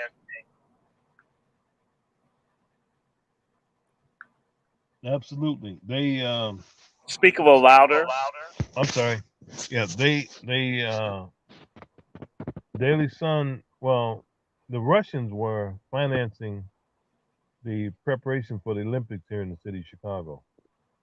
And Your voice is going down again. my volume, let's see, the volume on this thing is turned all the way up. Yeah, but when you move away, the sound drops completely. Actually, it's closer to me. Maybe I should move it further away. How's that? Can you hear me now?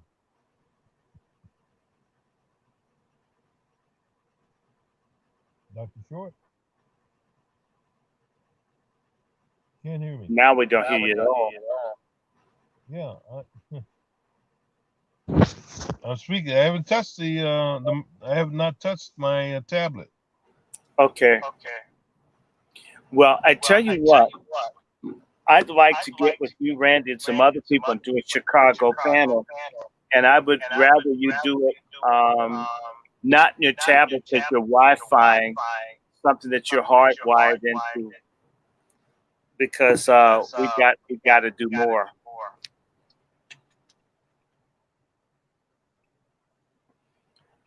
But we've done 2 hours. I'd like to do this again. I will probably take a break and then get back with the COONBUSTERS and do an all-night thing. I haven't done that in a minute. But if you want to go for 10 or 15 more to your heart's delight, I'll just shut up and let you go. Because I want people to know about what's going on in Chicago. It's so important. Can you hear me now? Yes. Okay. I haven't touched it. I'm just sitting here. I believe you. Look, you see what's going on. They took my app off my phone. They really don't like what we're doing. Well, this is why we have to keep doing it. Right. Well, again, to finish up with Daly, which came, all of this, I'm kind of going backwards and forwards with this, but Daly's friend Retzko, of course, I mentioned that he ended up in prison. Really quick. And then he disappeared.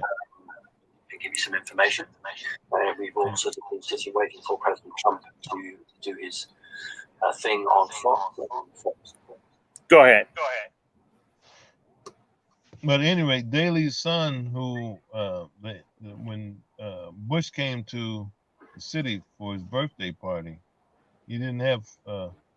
This was Bush's birthday. He came and celebrated with Daley at the restaurant.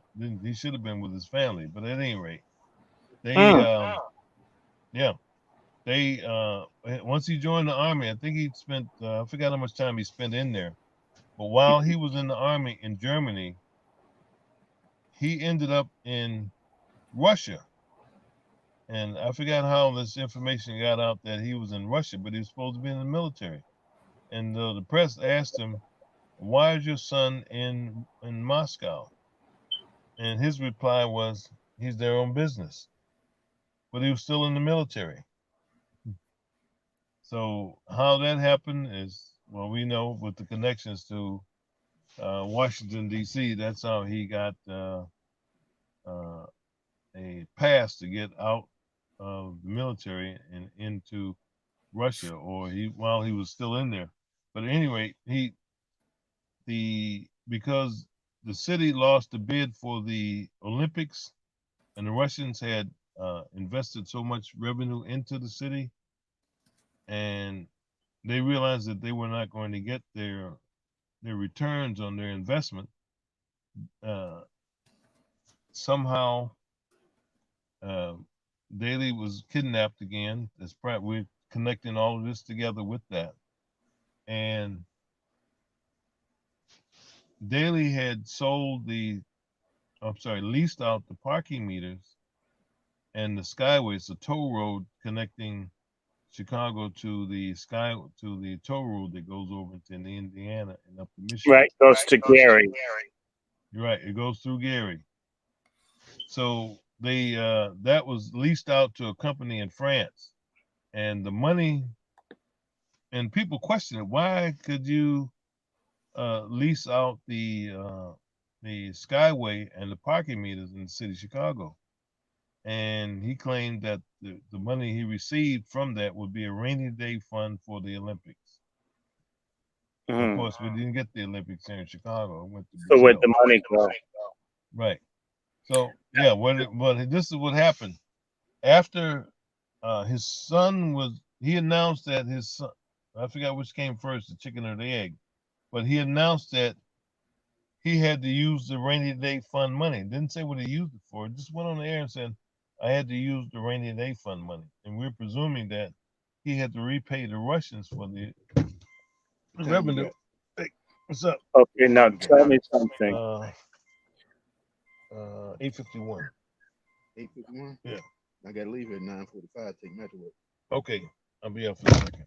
I'm sitting here at a buddy's house. I'm going in to get some work done.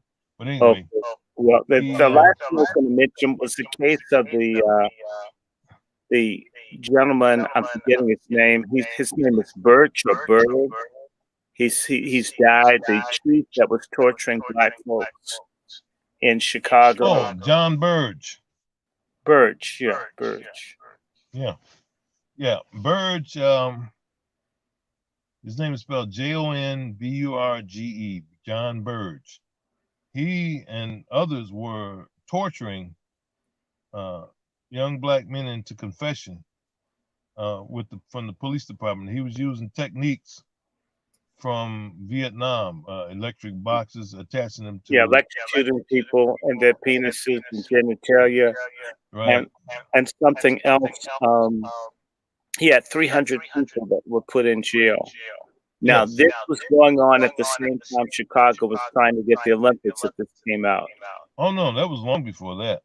No, but the information, the effort to punish him is concurrent to the protest against the Olympics in Chicago.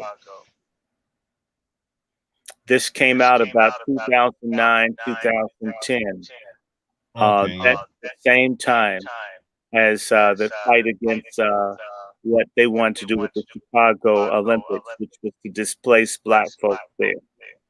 Yeah, it was somewhere around there because I'm absolutely sure it's 2009, 2010, but this was exposed. Yeah, that's true because Ofaga and Mikey went through to what did they voted on that in Finland.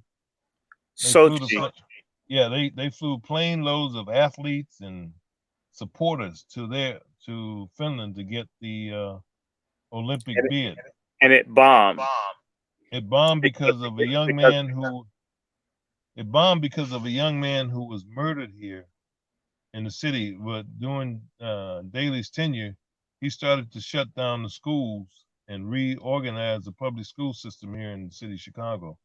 So this young man had gone from one neighborhood over to another neighborhood to attend school. And on his way home one evening, there was a fight which broke out, and the young man was hit on the head by someone hit him with a 2x4, and it killed him. And this reverberated around the world. And that was one of the things that they were talking about, what the city of Chicago had done to disrupt the black community. Well, they had knocked down a whole bunch of schools. They had not done what? They had shut down and knocked down a bunch of schools there. Oh, yes. They shut down over 100 schools in the city of Chicago. And I'm glad you mentioned that, too, because during this period, and Daley was in, they went through the state Senate, Senate Bill 7, which created legislation to eliminate black teachers. They took away the Senate Bill 7 removed the seniority and power or their tenure in the school system. So everyone was stripped of their tenure, and people who had worked 25 or 30 years had no retirement power. So they were unceremoniously released from their jobs. They were laid off. They laid off over 14,000, in a total of over 14,000 black teachers here in the city of Chicago. And then when they were gentrifying the community, that meant that the people were gone from the community. So there weren't children here to attend these schools. So over 100 schools were shut down in the city of Chicago because they were still, while they were doing that, that was a scheme to bring in charter schools. And the charter schools proved to not to be up to standard as the public school system, but they kept them in anyway. Because they're jobs for young white people who can't find work anywhere else. There you go. They brought in people who were not certified teachers. They people who worked in the banking industry or worked in other industry that were being laid off. laid off, they were bringing them in as teachers. You know, as long as you had a degree, they say, you could become a teacher. Hmm. And this is what they've done to the public school system in the city of Chicago. Now, Brother McKay, I'm going to give you a break, and I'm going to stop for a minute, and I'll come back later because Okay. there's more I want to do. But I'd like for you and other people from Chicago to covenant with us to get the news from the Midwest here. I have a lot of folks, at least a few on the East Coast that are listening. Yes. We have to get this information moved around. And thank you for taking such time with me in your car when you should be looking over your shoulder in Chirac, hoping nobody shoots you if I take your car. Oh no, But I'm I in a safe neighborhood. I'm out here in Beverly. I backed up into my buddy's driveway while I was talking to you, and I guess he was expecting me, and he walked out and opened the door. He kind of surprised me because I wasn't paying any attention to him walking up to the car. So he walked in and opened the door, and he didn't realize I was speaking on. I guess he figured I was out here asleep. Yeah, well, I'm glad he checked. I want to Yes. thank you. I just want you to tell other people about my channel because we're gonna do more with this and get other people. I hope that you can get Randy and Paul and Mark and all these other people in Chicago to. In fact, you know, Crazy Queen Sister. Queen Sister, of course. Yes, I want to get her. What's the handle you put on her? Queen Sister. Oh, I thought you said something before that. But you're right. If you said it, I agree. Yes. Oh, but I love it, man. I would love to have her on. Man. So yeah, I don't want you to sit in your car in Chicago. I would feel guilty if anything happens. Well, actually, I'm over here in Beverly. This is a safe neighborhood over here. Does that mean it's a white neighborhood? It's formerly all white, but it's kind of blended in now. It has been swirled. You're taking your chances still. Absolutely. Look, I'm going to wish you a blessed evening. Happy New Year. I can't wait to do your show. Treat me white, and I'll be treating you white. We will absolutely do what we can to get the word out, and I hope we have more of these conversations. Oh, absolutely, and make sure that you keep Larry Pinckney up to date because he gets worried about you. Yeah, well, you know, I wasn't trying to get my ass beat up at the Capitol. When I saw, look, I had sinuses from the tear gas and the smoking. I'm just recovering from the tear gas, and it didn't even hit me directly. Oh my goodness, yeah. So no, I mean it was a little. I mean it was in the air. You know, jacked my eyes. If I woke up, my eyes were killing me. So look, I don't want to go to jail. I don't want to get beat up. I don't want to get locked up. The Capitol Hill police can be quite brutal. Had that been black folks, they would have beat up people's grandparents in their homes. Right. So right. you know, white privilege on steroids. Oh, without a doubt. It's always been on steroids, just that it's rearing its ugly head again. It's always been there. Well, I mean, it's always rearing its ugly head, but we get to see it and acknowledge it for what it is. Yes. It's a different thing. So, who you gonna call, y'all? This is COONBUSTERS with just our first thing on LARI DYKEFOOT. I'm hoping to get some more information on War Nuts or Warlock. We will get, no, this is definitely, these are Chicago natives. McKay, you're from Chicago, right? Right. Okay, so I didn't pick someone from DC to talk about Chicago. No. So, yeah, we have to get rid of the illegals. We got to get rid of Dykefoot. We have to get rid of Democrats and their whole program of replacing us with these broken borders with all these other folks. You know, there's got to be a sanctuary for us. This is our country, not for illegals. Okay? So you be good. You be safe. Call me back. I'll call you back. All right. Thank you for being a COONBUSTER. And thank you for having me on. You're welcome. I'm now designated a COONBUSTER. Yes, you're a coon buster. We need this movement to spread. Look, we're against coons wherever they are. If they're on the South Pole, if it's a penguin that wants to be checkered or polka dot, we don't like Right. the penguin if it's a coon. There you go. I mean, I don't like none of it. Right. There you go. So, good night, brother. Good night, man. We'll talk. All right. See ya. All right. Thank you. Coon Busters, I'm out for a few. Coon Busters out.